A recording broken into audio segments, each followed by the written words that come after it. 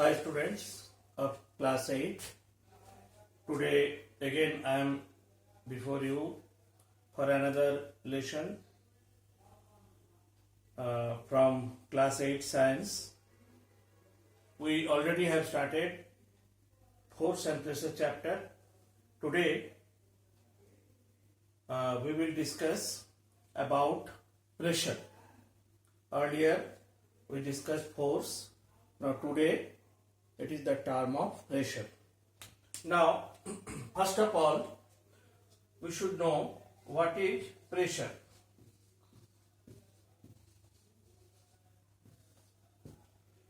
Now students, actually suppose if I take the example of this pen, if we press by keeping this end of the pen on our palm, if we press hard, then we do not get much pain on our palm. But if we invert the pen and if we press with this pointed end and same force is applied, then what will happen? It will give pain to our hand. Okay? Now same force we are giving, but in this time we are not feeling any pain, but this time when we are using the sharp end, then we are using pain. So same force when applied by different sides, then the effect is different. So actually pressure is the effect of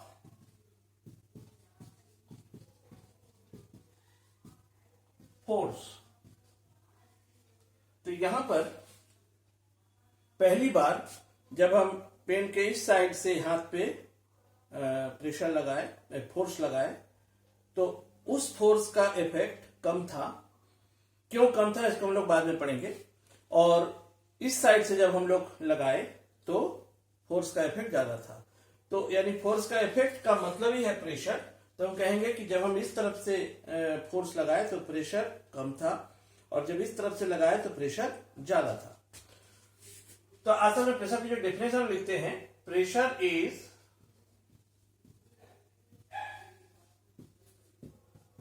the thrust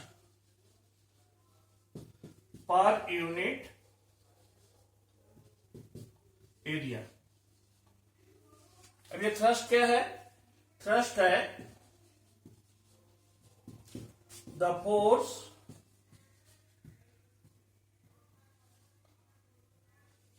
acts perpendicularly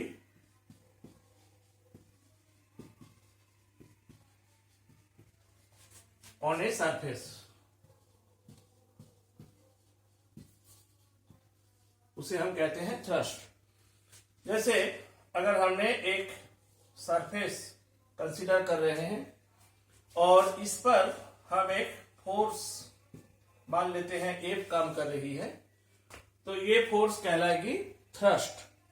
अगर इस surface की, इस सतह की area को हम मान लेते हैं A, तो थ्रस्ट प्रेशर की जो फॉर्मूला बनती है वो है थ्रस्ट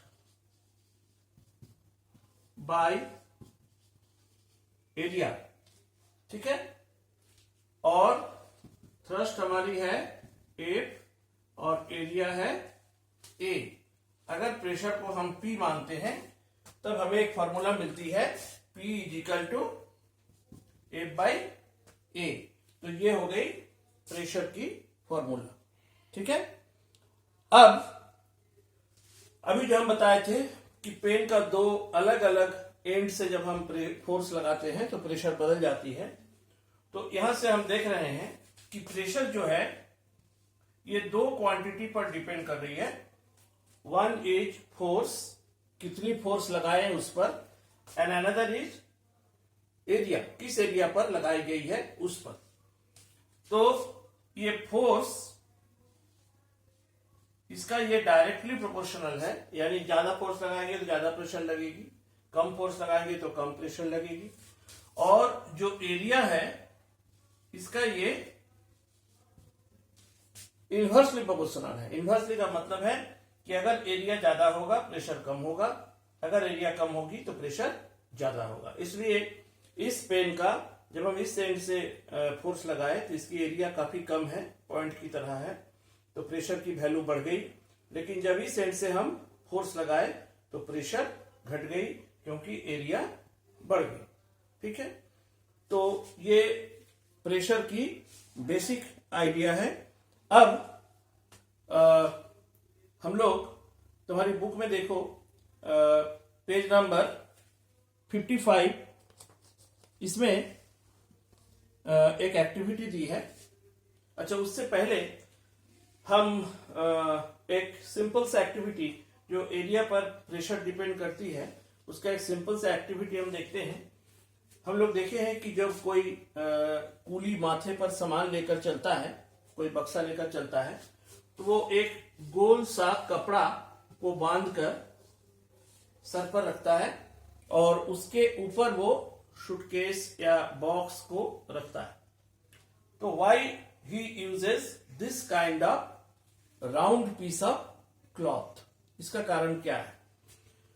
इसका कारण है कि अगर वो अपनी सर पर, सर की हमारी जो शेप है वो राउंड है, अगर वो सर पर डायरेक्ट इस बॉक्स को रखता तो इस बॉक्स के साथ जो कांटेक्ट होता सर का वो काफी कम होता, मतलब एरिया काफी कम होता, तो उसकी सर पर काफी ज्यादा प्रेशर वो फील करता।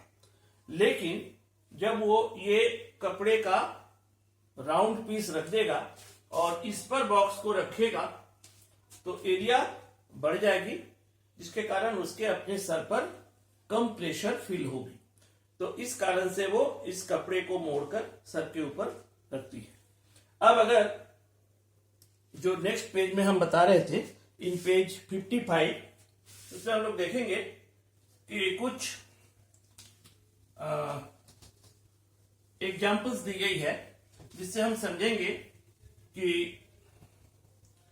प्रेशर एरिया के साथ साथ किस तरह से चेंज होती है। तो यहां पर क्या किया है कि गीले मिट्टी को यानी कीचड़ को 3 जगह में रख दी गई है।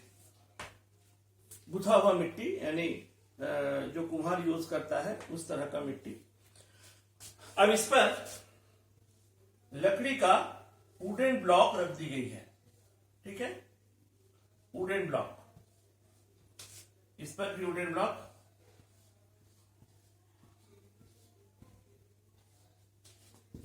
और इस पर भी वुडन ब्लॉक सेम साइज की सपोज रख दी गई है।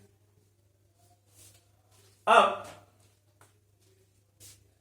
नहीं, सॉरी, पहली जो वुडन बॉक्स है उसमें ये बॉक्स क्यूबिकल नहीं है, ये बॉक्स हम समझ लेते हैं, एक मिनट, हम समझ लेते हैं कि ये बॉक्स की जो शेप है वो क्यूबॉइड है। तो क्यूबॉइड का मतलब कि पहले हम सबसे पहले मान लेते हैं कि इसे इस तरह से रखी गई बॉक्स को। दूसरी बार ये इस तरह से रखी गई।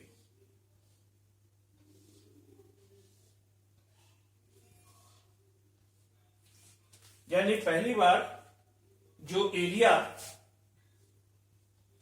इस कीचड़ के साथ कांटेक्ट पे आया वो ज्यादा है, लेकिन दूसरी बार ये कम है, और तीसरी बार हम रखते हैं इस साइड्स के आधार पर ऐसा। ठीक है, तो इस बार एरिया इससे कम है लेकिन इससे ज्यादा है। अब हम देखेंगे कि तीनों स्थिति में ये जो कीचड़ दबेगा और इसके ऊपर हम कुछ लोड दे देते हैं। जैसे बुक रख दी गई है, तो जब हम लोड दे देंगे तो ये कीचड़ के अंदर धसेंगी, घुसेंगी अंदर। लेकिन हम अगर गौर से देखेंगे तो तीनों में अलग अलग पोर्शन हमें दिखाई देगी कि इसके कीचड़ के अंदर घुसी है। सबसे ज्यादा किसमें घुसेगी? सबसे ज्यादा घुसेगी इसमें, क्योंकि इसमें एरिया सबसे कम है। कीचड़ के साथ जो कांटेक्ट हुई है वह एरिया सबसे ज्यादा है, तो प्रेशर सबसे ज्यादा होगी यहां पर, और इससे कम होगी इस पर, क्योंकि इससे एरिया इसका ज्यादा है, तो एरिया ज्यादा होने से प्रेशर घटती है।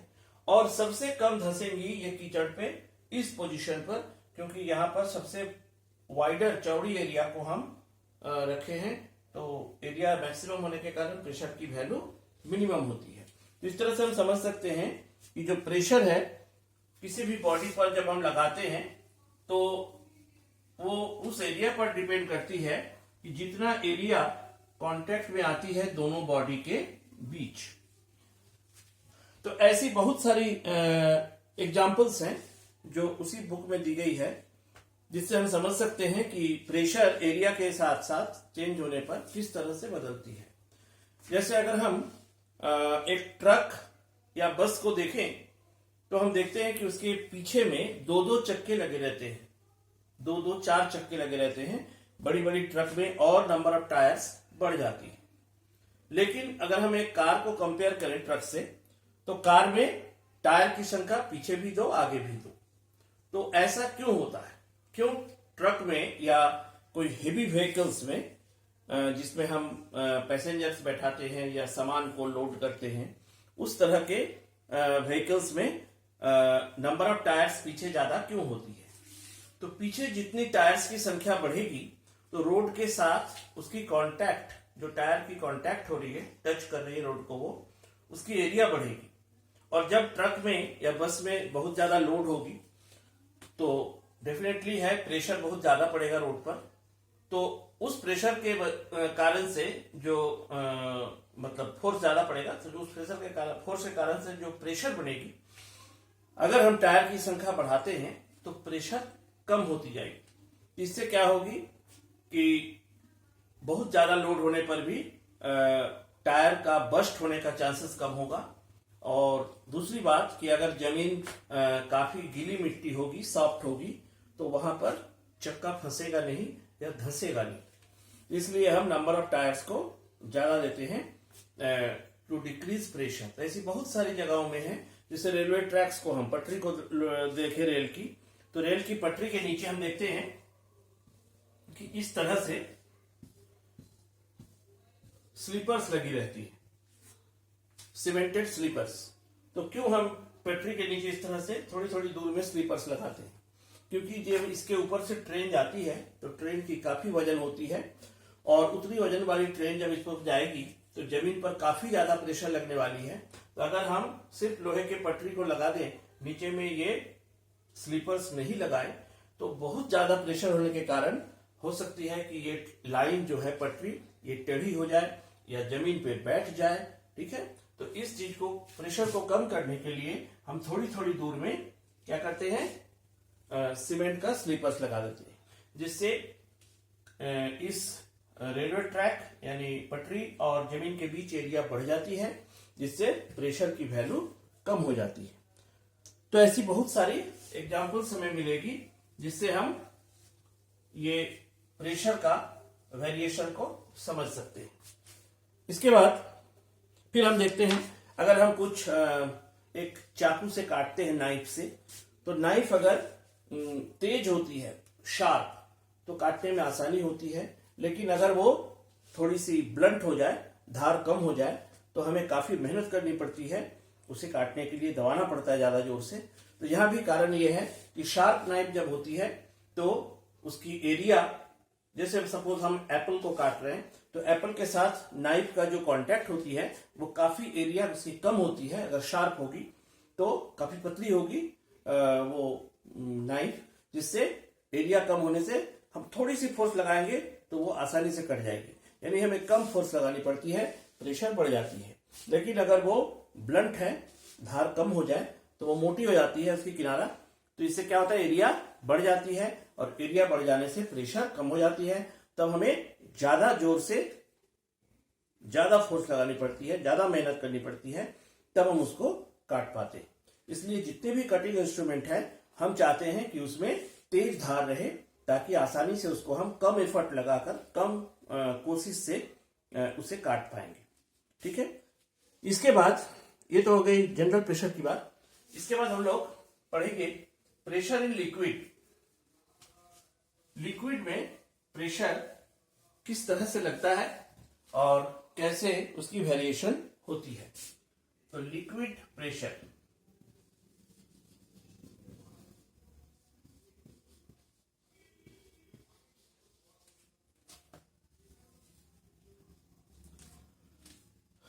लिक्विड भी प्रेशर डालती है। इसका कई उदाहरण से, हम कई एग्जाम्पल से समझ सकते हैं। जैसे तुम्हारी बुक में एक सिंपल सा एक्सपेरिमेंट दिया है कि हम एक शीशे का ट्यूब ले लेते हैं और इसके मुंह पर हम एक बलून को बांध देते हैं। दोनों एंड खुला हुआ है इसका, और एक एंड पे हम बलून बांध दिए, और फिर क्या किए, इसमें हम पानी भर देंगे। तो हम देखेंगे कि जैसे हम पानी भरते जाएंगे, ये बेलून फूलता जाएगा। ठीक है। तो पानी इसमें भरते ही बेलून क्यों फूलने लगा? क्योंकि पानी की जो प्रेशर है वो बेलून को, जैसे हवा भरने से, हवा की प्रेशर से बेलून फूलती है, तो पानी भरने से पानी की प्रेशर से बेलून फूल जा रही है, इन्फ्लेट हो रही है। इससे हम समझ सकते हैं कि पानी जो है, जो कि एक लिक्विड है, वो प्रेशर लगाती है। ठीक है। अब हम देखेंगे कि लिक्विड प्रेशर में किस तरह से वेरिएशन होता है, किस तरह से चेंज होता है। मतलब लिक्विड में अगर हम गहराई पर जाएं तो प्रेशर क्या होती है, ऊपर में आए तो प्रेशर क्या होती है। तो इसके लिए हम एक टीन कैन लेते हैं, टीन का डब्बा लेते हैं, और इसमें 3 जगह में 3 होल बना देते हैं, अलग अलग हाइट पर। अब इसमें हम पानी भर देते हैं। पहले इसको बंद रखते हैं किसी चीज से, पानी से भर देते हैं, उसके बाद तीनों होल को एक साथ हम खोल देते हैं। तो जैसे ही पानी को हम तीनों होल को छोड़ देंगे, खोल देंगे, तो हम देखेंगे कि तीनों होल से पानी निकलेगी जरूर, लेकिन इन तीनों पानी का प्रेशर जो है वो अलग अलग होगा। सबसे निचले वाली जो होल है, उससे निकला हुआ पानी सबसे दूर जाकर गिरेगा, यानी उसकी प्रेशर सबसे अधिक होगी, और सबसे ऊपर वाली जो होल है, उससे निकलने वाली पानी इस कंटेनर के सबसे नजदीक गिरेगी, यानी उसकी प्रेशर सबसे कम होगी। तो इससे हम क्या निष्कर्ष निकालते हैं? इन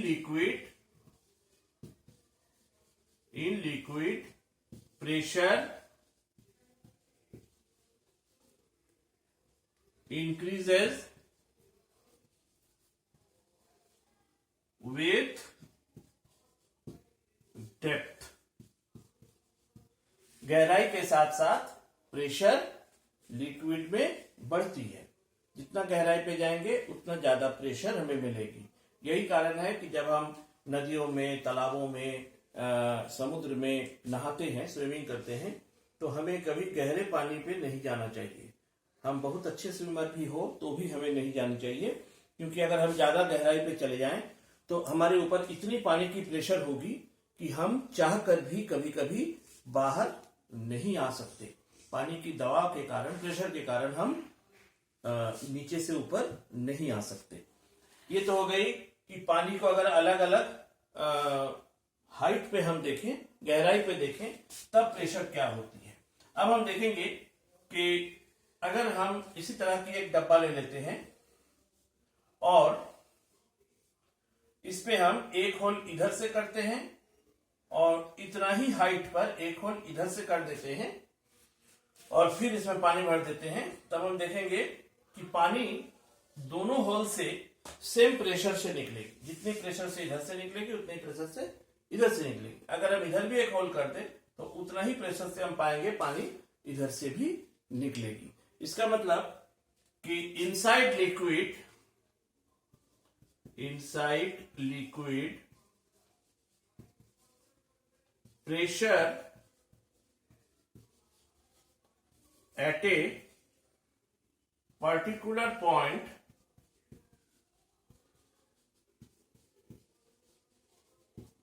is equal in all direction। यानी एक पर्टिकुलर पॉइंट पे अगर हम कंसीडर करें तो प्रेशर सभी डायरेक्शन में इक्वल होता है। जितना इधर है उतना इधर है, इतना इधर है उतना पीछे की तरफ है, सभी डायरेक्शन में प्रेशर इक्वल है। ठीक है, तो ये हो गई लिक्विड प्रेशर की बात। इसके बाद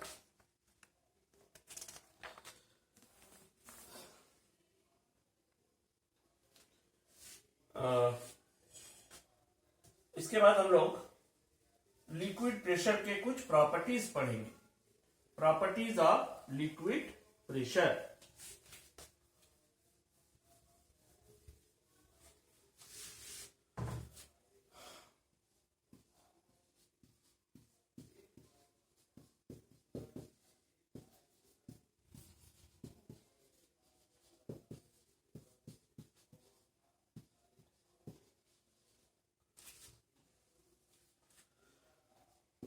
तो इसमें फर्स्ट प्रॉपर्टी हो गई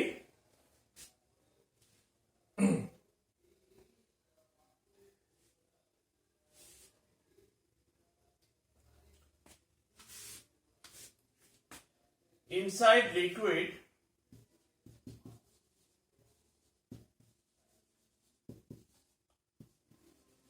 the pressure is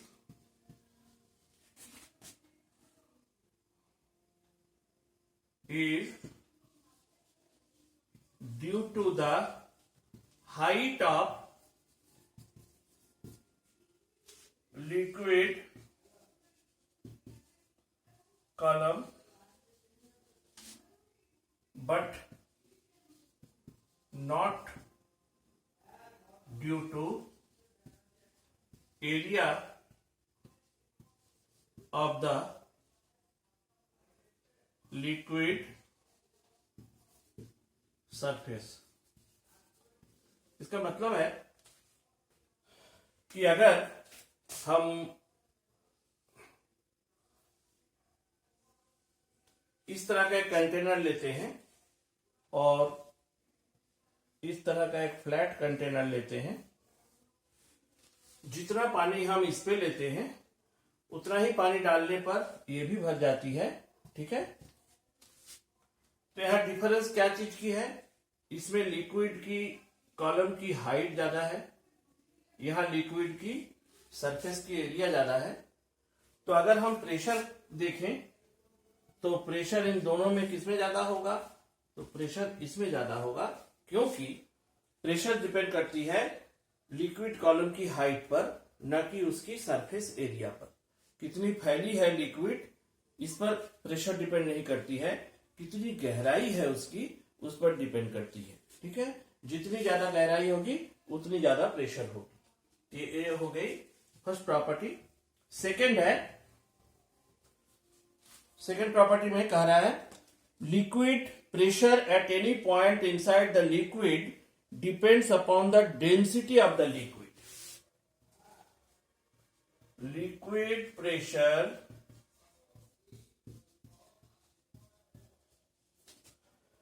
at any point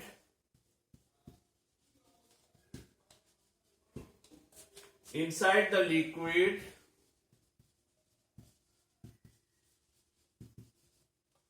depends upon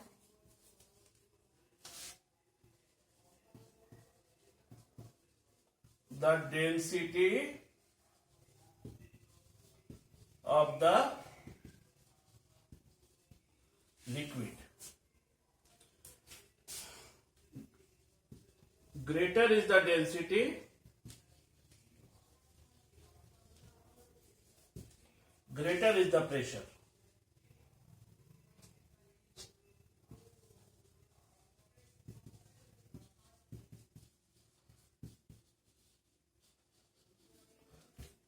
जैसे हम एक बीकर में पानी ले लिए, दिस इज वाटर,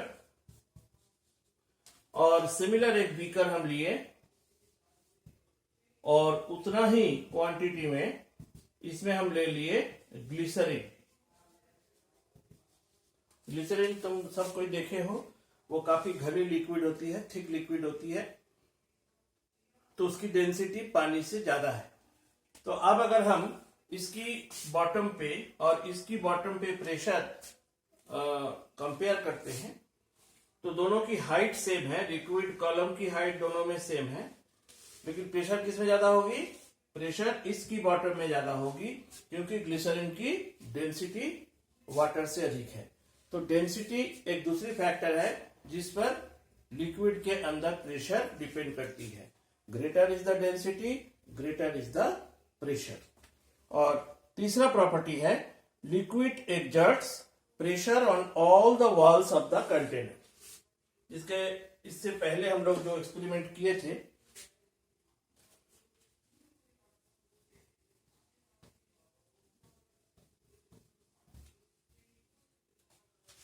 तीसरा प्रॉपर्टी है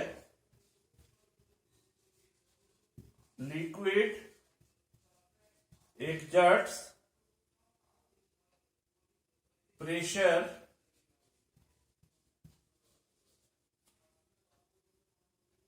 on all walls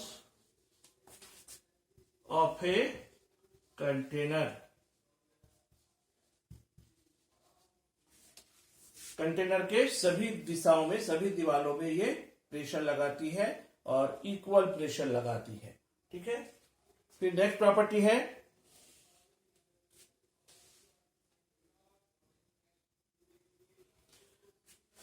कि कहता है कि an external pressure applied on a liquid in a closed container is transmitted uniformly throughout the liquid। अगर एक बंद कंटेनर हम ले लें, बंद हो चारों तरफ से, और उसके अंदर लिक्विड भरी हो और उस लिक्विड पर हम प्रेशर डालते हैं, तो वो प्रेशर उस कंटेनर के अंदर सभी दिशाओं में इक्वली डिस्ट्रीब्यूट हो जाएगी। ठीक है। तो इस प्रॉपर्टी को कहते हैं हम pressure exerted on a liquid in a closed container